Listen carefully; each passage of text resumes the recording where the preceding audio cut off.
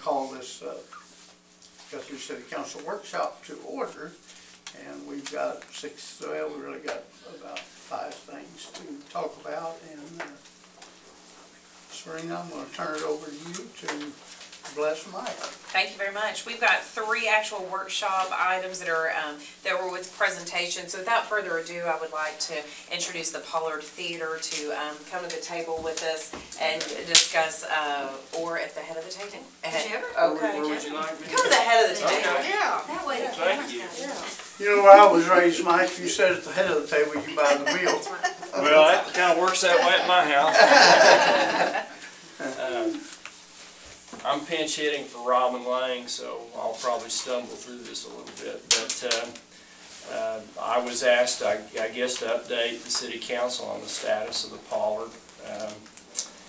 My name's Mike Sturkle. I grew up here in Guthrie, and I've been a resident. I'm 61 years old, and I've been a resident almost my whole life. I raised my 5 children here. My wife and I chose to move back here, even though I work in Oklahoma City and have almost my entire working career. I've lived here because we want to live here, and there's many reasons for that, but one of those reasons is the personal and family commitment we have to the Pollard. The Pollard is in its 26th season. A brave group of leaders, Don Coffin, my wife's mother, Margaret Herzl, and several others helped establish the Pollard Theater and have nurtured it as it's grown through the years. As many of you probably know, the Pollard is supported by a combination of ticket sales, public support, and also private and corporate contributions. For many, many years, the Pollard was funded, almost 50% of its funding came from Langston University.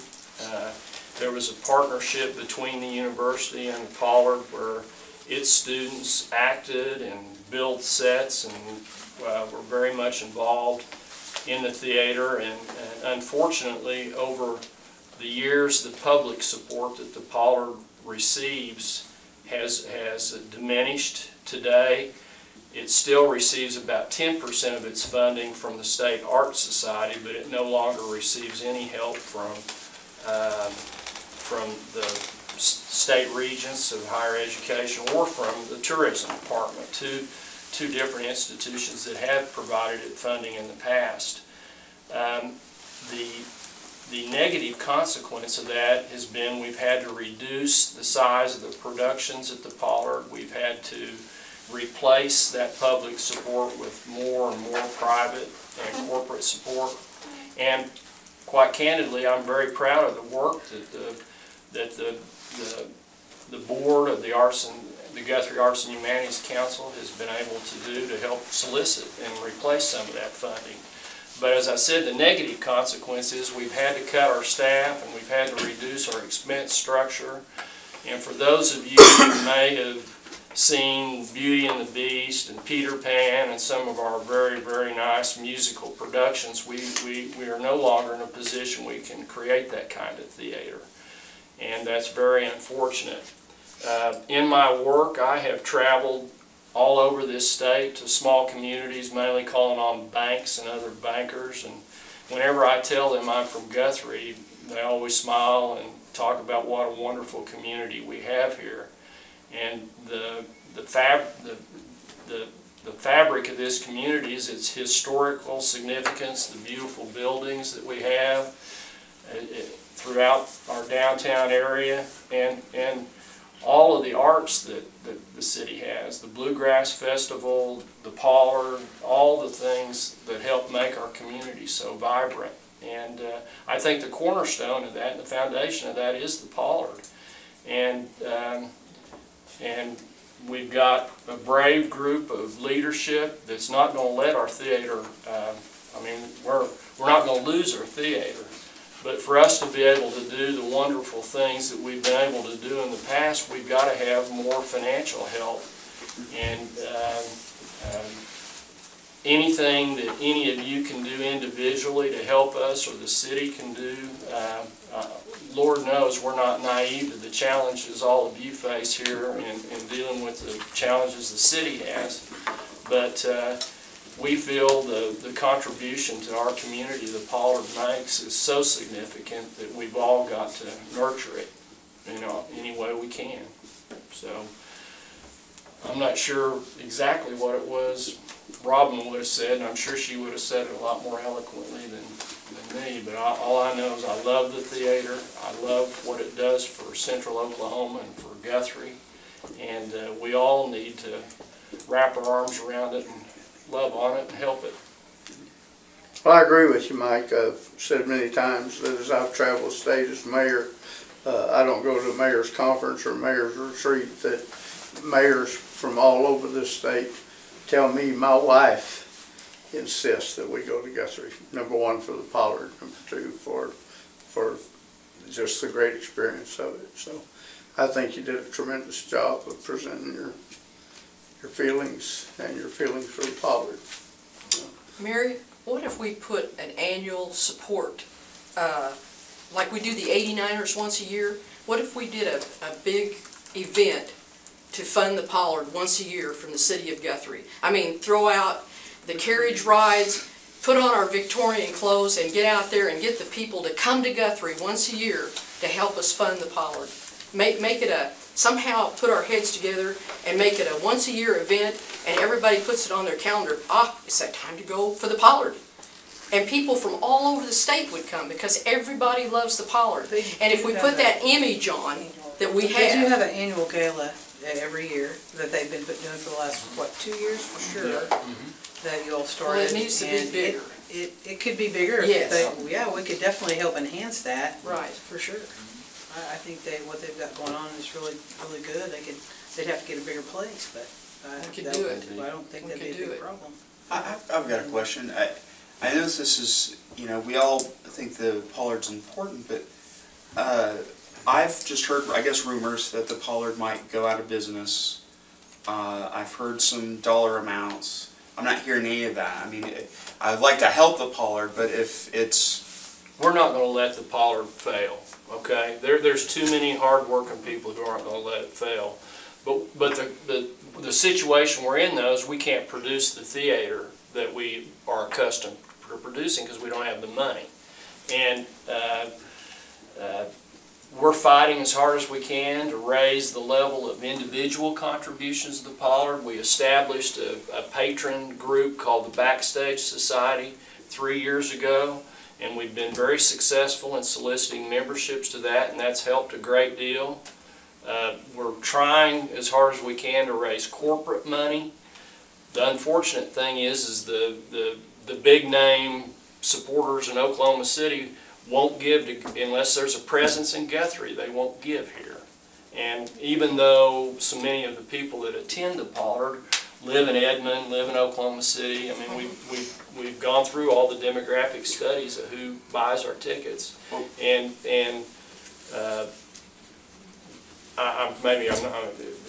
bear with me. We're trying to cultivate all those sources of revenue that we can, but it just we've lost so much funding from the state that it just hasn't. It's going to take time for us to rebuild that. So what we've had to do is cut our expense structure down to the point where, as I said, some of the production that we would like to be able to produce, we can't. We can't produce the musicals and some of the larger type theater that we'd really like to be able to produce. So we've had to start doing smaller plays, smaller productions, and we're surviving. And we're going to survive.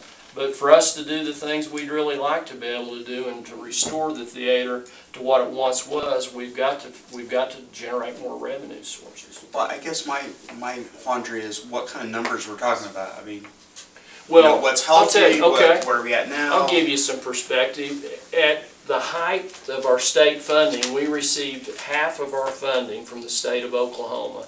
And at that time, which was 20 years ago, that was about $300,000 of our $600,000 a year budget. Today, in or in 2012 dollars, our annual budget is about $480,000, and we receive $50,000 from the state. So we've had to make up for that hole that's been created by cutting our expenses and by going to private sources, individual sources, to help fill the gap. And we've done that, and we'll continue to do that. But we can't produce the theater we'd like to be able to produce on that type of budget. And so you can't save your way to prosperity. And unfortunately, that's the course we've had to take to survive. But again, for us to be able to restore the theater to what it once was, and to do the kind of production that we all want to be able to do, we got to have more help. Can you give me any idea about like the rights on, you know, the bigger name shows, on what y'all have to pay just to get the rights to? Well, I'm probably not as well versed in that as I wished I was, but I think that if you were to go out and get a Beauty and the Beast or a Peter Pan, you have to pay $10,000 for the royalties. You have, for those of you who saw Beauty and the Beast, you know you've got some pretty elaborate settings, you've got some pretty elaborate costuming, so those costs are just, you know, I mean, significantly higher than when you do a 39 Steps that we just did that had 4 actors. Very good play, very entertaining play, but it doesn't have those sort of plays don't have the pizzazz that a big musical has, and you like to have a mix of drama. You know, it's one of the hallmarks of the Pollard's been the varied types of productions that it's done over the years. So, like, I've never been to Broadway, but I will tell you that when I attended Chicago, incredible. yeah, You it just got to was. leave there pumped up about the Pollard. I understand that. They did a tremendous job. The band in the pit. Right, and whole thing. we're so blessed here in Guthrie because with UCO and OCU and our major universities, you've got wonderful theater programs within 30 miles of Guthrie. And so those actors and actresses need a stage to perform their art on, and the Pollard provides them that venue.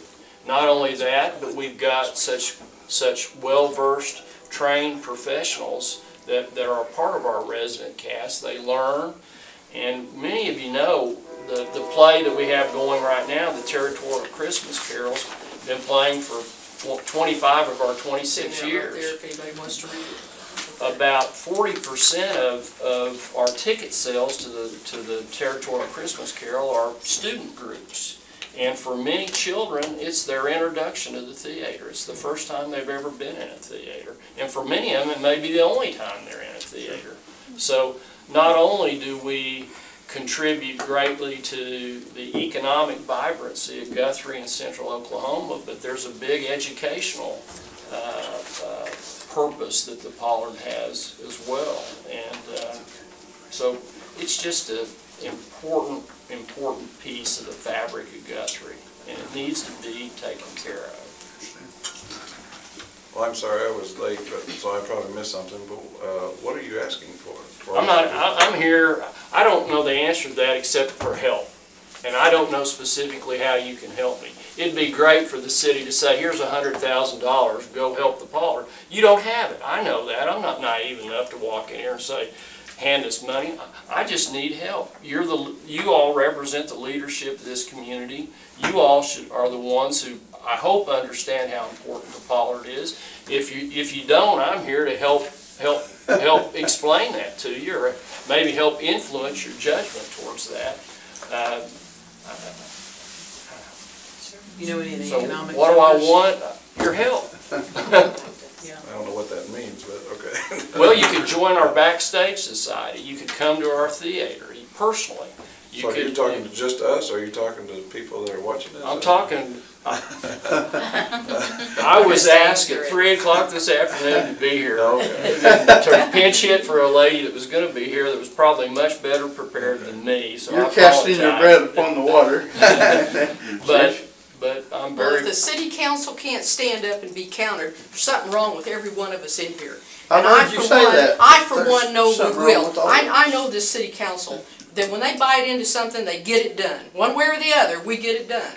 But I honestly believe that Z and John and all of us in here can put our heads together and we can come up with a way. We might not be able to write a check to the Pollard, but at least we can come up with a fundraiser from our, some kind of an annual event that is really a big deal. I mean, put on the Ritz and do it right and make $100,000 for a fundraiser on an event. It can be done in this town. And that's how I feel about When it. is your annual gala? the annual gala is in August. Okay. And then we have, in January, we have an individual solicitation, if you will, called our Encore program, where we go ask individuals to help pledge money to our theater. Last year, we raised $60,000 through that. Wow. And that helped, I mean, that helped to give some more specifics. You know, when we lost our $200,000 in support from the state, which happened over about a 4-year period of time, that's when we had to start going and being more aggressive toward obtaining individual contributions. You Mike, know, did they just wean you off of that? yeah, I mean, it was you got pretty quick. smaller, way too fast. Yeah, way too fast. We had to sell, I mean, Chuck, we had to sell assets. We owned some real estate. The Guthrie Arts and Humanities Council owned real estate that was sold in large part to Larry Ladd. And through that sale, it gave us the operating funds to bridge the gap for a few years. But, you know, that didn't last forever. So, but this year we're on, we've got a balanced budget. But as I said in the beginning, the unfortunate thing is we can't produce the theater we would like to produce. Our resident staff, which at one time was 23 people, is now 5. Wow. And so you just can't produce the theater that we were able to at one time, which means we can't attract the audiences and can't bring the people in to spend the night, to eat dinner, to spend time here. Spend the weekend. Yeah. So. What if we did something at the Dominion House, say something where it's a black tie affair, you know, really make it as big as possible, where people would come with their checkbooks, or don't come at all. I mean, really get down to nitty gritty, that we put on a gala event at the Dominion House, it's put on by the city could do it, and we could make a really big deal out of it, you know. We know people in the entertainment field that would come and donate money and come in their Cadillacs and have people park them for them. And I mean, really put on the Ritz. Guthrie can do this. We have the people here, and I just know we could put something together at the Dominion House, and maybe they would donate their cooking facilities for us, and maybe have a comedian there that would be our person to speak and introduce people and talk and maybe have some comedy there or something. Maybe the guys from the Pollard could put on a little short thing for us to entertain the people that would come, that would really spend the money. You know, I mean, I don't know how to put it into words exactly, but a big thing like that put on in the right kind of place, like the Dominion House, and make it a black tie affair, where the ladies can really doll up and put their big gowns on and, you know, really have fun, but make it a fundraiser for the Pollard and make it a big time fundraiser. And I think the city could put that on. I believe we could advertise it and really make it happen. And do it in February. Valentine's is when the fellas like to take their wives out and their girlfriends out, and they want to do something fancy and nice. So even if we could do it as quick as February, we could put it together. Getting back to your question, you know, we're open to any help we can get, but one of the main ways, all of you can help, go buy tickets and come to the theater. Yeah. I mean, What is the backstage? Is that the backstage what's is the a dues for patron that? group I that understand. basically people pledge so much a month to the Pollard, and for that they get season tickets. And they also get invited to sort of some special things that are unique to them. For example, we recently had a little dinner, cocktail hour, and we got to sit in on a live rehearsal for the Territorial Christmas Carol. And it was very nice because we were able to go backstage and kind of see how the actors and the actresses prepared for the performance, and the children that they brought in, how they taught them their parts. And you get to just see an insight that you normally wouldn't get to see. You get to see, just be an intimate part of how you go about rehearsing and whatnot. For those who enjoy the theater, it's really broadening and a lot of fun. And we do that sort of thing, and we have 3 or 4 events every year where those patrons get to participate in something as a group and do kind of what Patty said. We'll have 1 or 2 of the actors come in and sing, and have a private little deal, and it's just a lot of fun. Sounds like a good Christmas gift. Yes, yes. So all of you can join our Backstage Society. That's a way you can help. As I said, I know that the city's, I understand the city's needs. Not as well as you all understand the city's needs, but I know you're not in a position you can just say, here's a check, go help yourself. But things like Patty's alluding to, I mean, anything that collectively we can come up with that might provide some support would be appreciated. Well, I personally, Mike, know the energy that your family has put into over the years. I know this has been an affair of your heart for your family, and I know how hard you've worked. Mary's dad, I mean, this community, I think, that are locked into this downtown area realize the people that have been there for 20 years. A long time. So we appreciate you coming. Okay. We put some time and visit around, see if we can't do something to help you in some way. I appreciate that very much, and I thank you for listening to me. I think you did good for a 3 o'clock. Right. 3 o'clock curtain call. Thank you. Thank you, Mike, very much. Thank you. Switching over to number 2, discussion regarding ODOT. We have ODOT representation here, moving from theater to infrastructure. Yeah, a hot seat. More theater. You'll join us. A different stage. Thank you. I appreciate the opportunity to be here tonight. My name is Paul Green. I'm the division engineer for about 9 counties from Oklahoma City up to the border. So here to talk about Cottonwood Creek, and I didn't bring a lot to hand out or discuss. I wasn't sure exactly where the discussion would go, but just to kind of update you, the current bridge out there, it's old. It's 1936 construction. I believe it is structurally deficient, functionally obsolete. It's too narrow.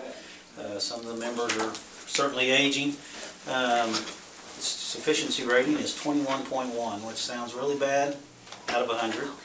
But Seward Road out here we just got replaced was a 14, so we're actually climbing the ladder and getting rid of some of those lower sufficiency ratings that we have. Currently, they're doing like the archaeological studies and working through some of the environmental issues that they have to do. And I know some of you guys have been active with that too here.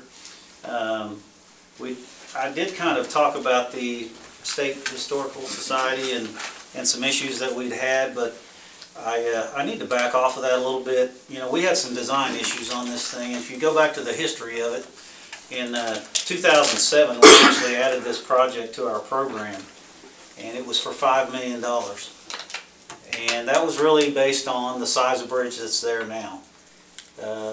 Now we've went from a 700-foot long bridge, it's going to be about 1,700 feet long. So it'll go span from about 2nd Street to 7th. And the reason for that is it's going to bring it out of the floodplain quite a bit. Should be, it's designed for a 25-year flood. Right now, you probably have a weekly flood out there if it ever rains again, but You don't have to worry about that. it will rain again. So. Won't it be raised from there on out toward? It will be raised, yes. So it'll level on out toward 10th and 11th Street, yeah. There'll be some earth and berm to bring it on down to the grade. This is kind of a perfect storm for everything you can have issues with in in a bridge or a location, in that you have historical, you have fish and wildlife with the creek, you have the railroad. I'm sure there's a few things I'm missing here. But yeah, we Hospital on the other side. yeah, the hospital, trying to maintain traffic, get across when it's raining. So we are trying to work through those issues. I know I came here in 2010, January, from Tulsa area, but when we were first talking about it, it was $5 million, and we were even discussing with the city maybe buying some right-of-way and us taking care of the project. And shortly thereafter, the economy tanked, and in talking with the city, they said that probably wasn't possible either. So, and that's fine. I mean, we're prepared. We need to do it, and they were just trying to help and expedite, I think, at that point. Now it's about a $16 million project. So bridges are extremely expensive, and you really, you're more than doubling the size of that bridge. So it certainly has impacted our program a little bit and what we have to do to get the project going. Another thing with that longer bridge and raising it up out of the floodplain is that we're dealing with the Corps of Engineers and trying to make sure that they're okay with what we're doing and we're not flooding out anybody upstream, downstream. So it's kind of a difficult process, and a lot of it we're working with each other at the same time, but some of it has to wait on the rest of it, and it is a little bit difficult in what we're doing. I know early in our design, and I don't know how well you can see this, but we had, they had designed the sidewalks way out here. They were almost 100 feet out off the roadway. And that was kind of based on our using the roadway as a dam. And, I just couldn't see, that we could have these out here. They're more like a trail out in the middle of nowhere. So we went back to the drawing board and worked a little harder on that to get the actual sidewalks up along the roadway as you'd expect them. This is more of what you'll see out there. It's a 4-lane facility. Got 7-foot sidewalks on the side. As we get up towards the bridge, we'll put rails on the inside and the outside. So that's something that came through the city also. So we're trying to be cognizant. We're trying to address the issues as we go. Generally, it takes us, after we get done with our environmental process, it'll take us 1.5 to 2 years before we can get to construction. And that's, if we get done this summer with the environmental, then it'll probably, we're in 2015 is when we have construction scheduled. So it's, we're going to be pressing it to make that. Now, if everything went perfect, our fiscal year for 2015 starts in October of 2014. We'll press forward, as hard as we can. The hard part for us is people have rights under the Uniform Relocation Act, and so we have to follow that process. We're certainly try to motivate our people to try to deal fairly and settle those things without condemnation and things like that. But that's one of the things that could probably get in our way. I think we're moving very well right now. This incident we had this summer certainly got some people's attention, and we were able to go knock on their door and say, this is what we're dealing with. Another project that we have, and it's a small project, but we're going to fix a couple of piers very soon. That project was just awarded yesterday at the commission meeting, so you'll probably see some people down there working. When we had the issue with the deck this summer, I asked our bridge team, the same team that inspected the Crosstown Bridge for years and years, I asked them to come up here and check every pier, get on the ladders and lifts, and they did. And so I feel confident that they've done a good job of assessing what we have there. The deck, we're just going to have to watch that and fix it as it goes. It's We will be watching. It's the best we can do. And yeah, I appreciate your promptness in getting a hold of us and being able to get out here after it. That was very. Are you comfortable it's going to last for 2 more years? Because that's what you just said, basically. Yeah, it has to. Mother Nature may say it comes down. Gravity may take hold of it. What if they don't let those big heavy trucks go over that bridge? What if they make them go around? Well, they run analysis on those bridges. When they inspect them every 2 years, they run analysis on it to see if it needs to be load posted.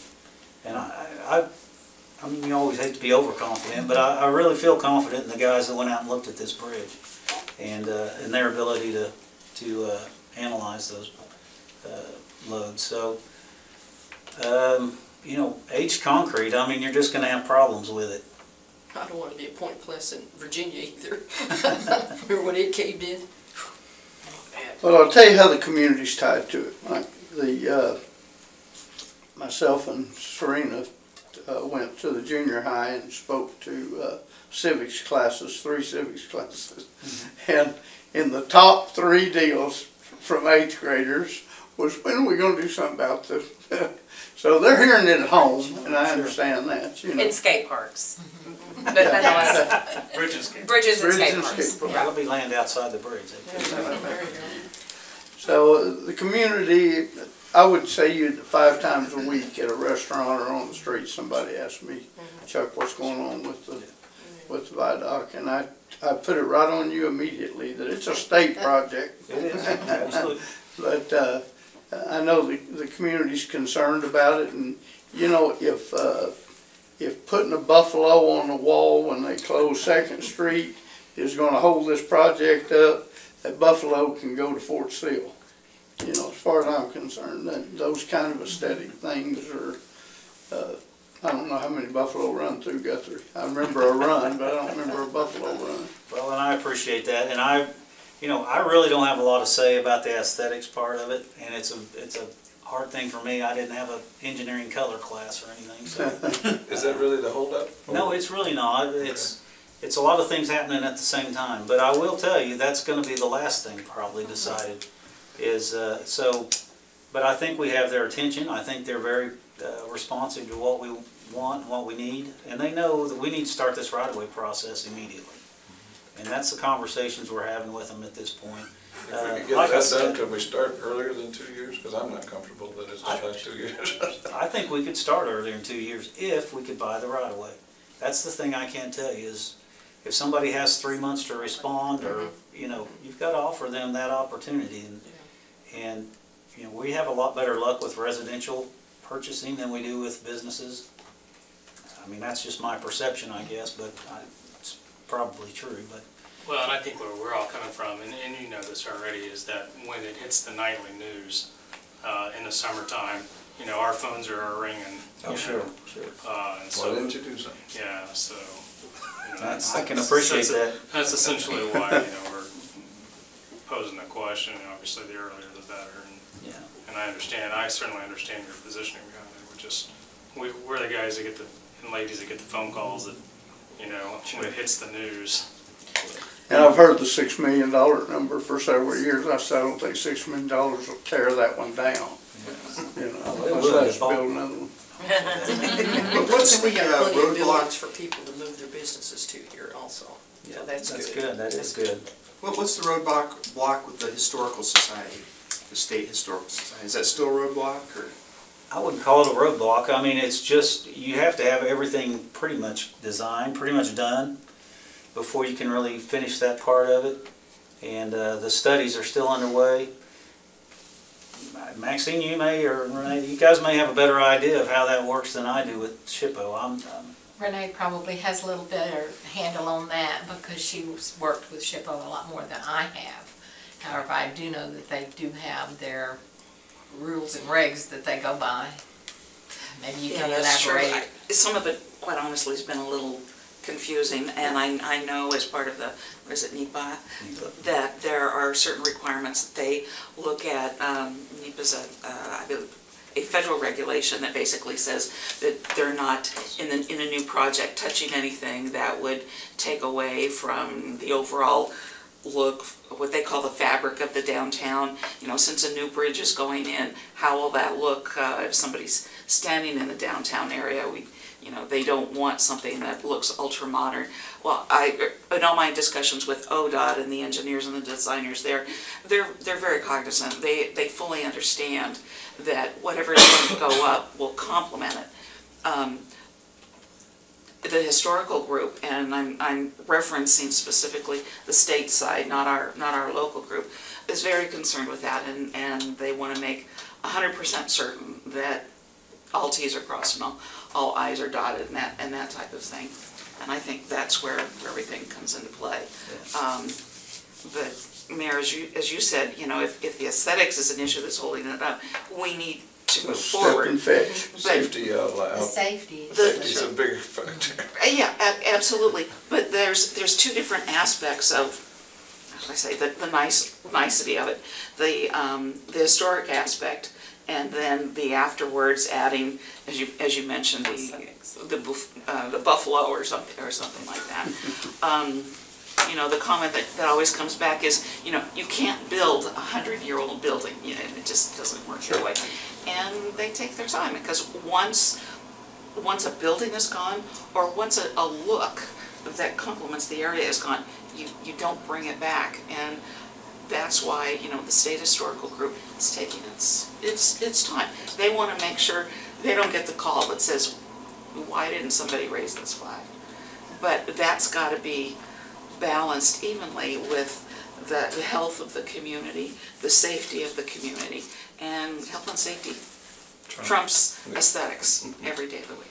Yes, It does, that's and they don't want it to the point I look wanted like to make. new, old work either, if that makes sense. Right. They're trying to marry things and to get it together, and And by all slow means- marriage So, or slow engagement date for maybe. a long time. Yeah. By all means, I mean, we're in a hurry to build the bridge, but we also want it, you know, it is leading into your historic district, and Sure. certainly want it to look good and do the things to make that happen, so. I think council's concern, and my concern is that this east-west route is the only one from Highway 51 and on down. And the heavy trucks that come through here is a concern. And the fact that we have school buses 2 and 3 times a day over that bridge, to me, that's really scary. And a lot of them. And a lot of it, yes, and I think that's the thing that Councilman Thomas was so concerned about when he started this thing. And so if we can somehow get that to the powers that be at ODOT. Yeah, if we could expedite it somehow and get those rights bought and get this thing moving, whatever, we need to do that, because I drive a little bitty car over it and I'm not comfortable. Sure. A slingshot your car. And I can tell you, our superintendent, since we have had those 2 Yes. incidents, he does try to come out here and walk it from time to time. Good. See if he can see anything that's forming or anything like that. I'd like for him to walk under it, Mike, if you could. Not over it, walk under it, take an eyeball. It's pretty scary, I'll tell you. Correct me if I'm wrong though, NEPA, National Environmental Protection Act, right, is a federal law, and so therefore you have federal guidelines and you have certain steps you have to go through, so you can only do so much to expedite. I mean, it's not like, oh, well, we'll just ignore that. It's a federal law. So all I'm saying is we can say, let's expedite, you can only do so much as a state entity. Thank you. And they're pretty strict criteria with what they do Yes, so we have. understand that. And they are really trying, I mean, I really believe they are trying to protect the city, but at the same time, I mean, I think we'll be able to press forward and move forward on this. And Pretty quick. to just kind of get through this, the people that talk to me on a weekly basis are not mad. They just, we've heard viaduct, you know, and they just want to know. They just want to know if we know. Well, and when this was put into plan, actually the construction, I said 2011 earlier, I believe the right-of-way and utilities was put in 2011. The construction was scheduled for 13 and now it's in 15. Yeah. That's how that went. So when it was put in there for construction in 13 at $5 million, I mean, that was really replacing the bridge and not doing a whole lot else. You know, as we've looked at this thing, this is a one chance to get this.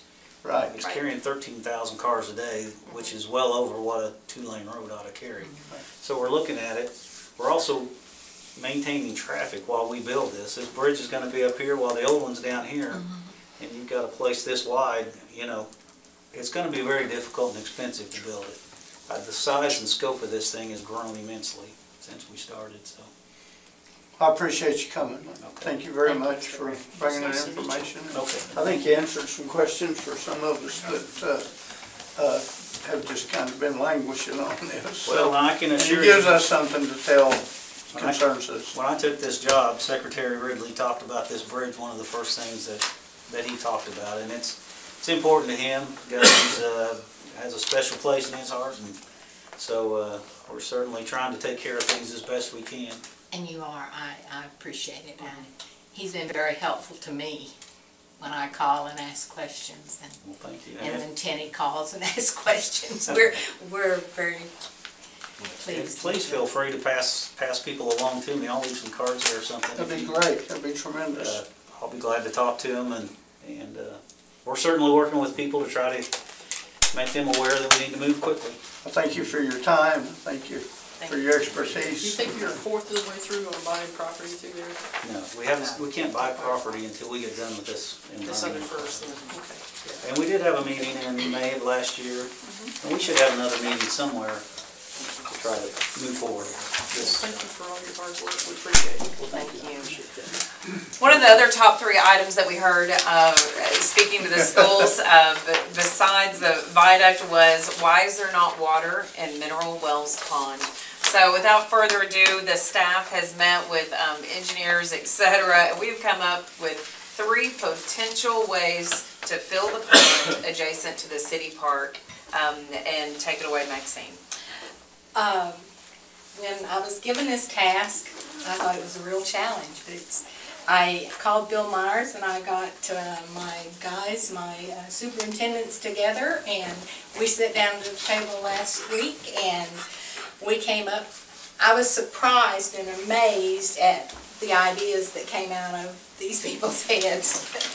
And so Bill Myers took all of this to heart, and this is a rough draft of some of the ideas that he came up with for filling the pond. And the first one is we're in the middle of installing some blow-off valves on the raw water line.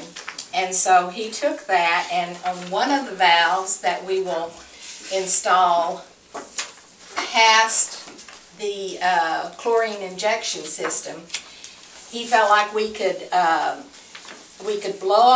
use the blow-off valve to fill the pond. And he lays it out here, put that tapping saddle in there and a gate valve, and discharge the water into the pond. And he has calculated about how many nights it'll take to fill it up. And then, of course, drill a well to keep it full once we get it full. And the estimated cost on that is about $18,000. Now, that's just estimate, and this is all rough. He pulled all this together for me so I could have it tonight. And then, of course, the other 2 alternates are a little bit more expensive. But he wasn't able to come tonight, so he could expound on it a little bit more than I can, but he will be available for our next council meeting if you want me to have him go ahead and do some more calculations and see if we can pin this down a little bit better. So for the sake of time and the minutes that we have, those are the alternates that we came up with. And Maxine and I were brainstorming the other day. I will share with you that some other communities have been very creative in their ways to find seed money or capital money for projects like this. One way to find money is from the private sector, and one of those ways is, for example, eBaying the naming rights to a pond. So for example, you could put a reserve of X amount of dollars for $3,000. We could name it the whatever name of pond you would like to put. The golden. Council, sure. You, golden bathtub. There you go. The golden pond. The Berger bathtub. Council could council has many ways that they can go with this, you know. The sky's the limit on asking for things like that. There's a lot of ideas that I have on integrating the private sector with funding some of these projects to get them started. I don't know where I have $18,000 in the budget, to be quite honest with you, to do this. But if it would be a possibility, I just want to throw that out there that I do believe that the city needs to seek creative ways in funding some of its projects. Just a thought. Yes, ma'am. Oh, one thing I did get a chance to talk to the wildlife department and to find out if there were any grants available for something such as this. The only type of grant that would be available, like for dredging and that sort of thing, is if you put boats in it, or like kayaks, or Like a paddle recreational- boats and that type of thing. And so I don't know We this. could put one in there. If y'all make me a little stall, I'll just park my kayak on it. So I will explore that a little bit more, but that came up in our meeting the other day, and Can somebody answer, like, I've had multiple people ask me, why can't you dredge it? Can you maybe explain that to the viewing audience, why you can't dredge that area? well, it is mostly sludge Okay. that was put in there from the old water treatment plant. It was at one time just kind of a ditch that over the years they have widened it, and so it would hold more. But as far as dredging it, it can be dredged, but you're talking about a lot of money. To dredge something like that would cost somewhere in the neighborhood of $250,000. Wow. Yes. That was told to me by the wildlife department. Quickly, Yes. I know we're running close on time, but I've had 2 or 3 people, I'm not gonna tell you the whole world's asked me, 2 or 3 people said, Chuck, if you wanna dig, if y'all can dig it out, I'll pay for it. I mean, not pay to do it, but they'll pay for the dirt that leaves there to put on their garden. It's not exactly dirt in there. It's a sludge base, and I don't understand quite how that is. I don't I'm either, an so I can't engineer. explain that. So when Bill Myers comes in 2 weeks to elaborate a little bit more on this, I'll have him explain that to you, because it's something to do with the way the consistency of it. They're just worried the sludge will grow tomatoes. Big tomato. Now- We could sell those. Big sludgy tomatoes. No further questions about Mineral Wells Pond. We will be elaborating more on that. It's not that we wanted to put that one to bed. We're still in that design phase. Number 4, questions and discussions regarding agenda items for this evening. Are there any questions or discussion regarding tonight's agenda items? I don't. Would you like me to share with any? I've heard some miscommunication that individuals thought that the one about the Renee, the smoking, let me make sure I've got this. Which one, 2000? Ordinance 3245. Right, there we go. Also, city-sponsored Right. events. I've heard that individuals believe that that's prohibiting smoking. No, that is prohibiting tobacco advertisement, in other That's words, correct. sponsorship of a tobacco company. So I want to make sure that that's not a miscommunication out there that we have heard. No further questions. I'd like to go to number 5 and request for any future items for discussion. What about how low the lakes are right now? Should we start conserving water a little bit? Let our citizens know in our bills that we send out once a month to kind of, don't water your grass so much. I mean, the lakes are really down. I mean, but have you been out there and walked around? You can drive around the lake now in your truck. People aren't watering their yards now. Well, some people would. But what I'm saying is, we haven't asked to conserve water at all, and don't you think we should? Wintertime. Look at Liberty Lake, look how low it is. Liberty Lake's being filled every day at 800 gallons per minute. Yeah, it normally, when the water is up to a normal height, we can pump 2,000 gallons a minute. But right now, we're pumping 800 gallons a minute. Cause the water flow through the. Yes. And right now, we're not hurting. So it's not really a usage issue. No. It's not usage. Police chief, Can you take a vehicle and drive around the edge, or will you get stuck? Yeah, your memory is moving away from you. Officer Gibbs, you can get stuck. Without further discussion, I would like for us to adjourn this workshop. It's adjourned.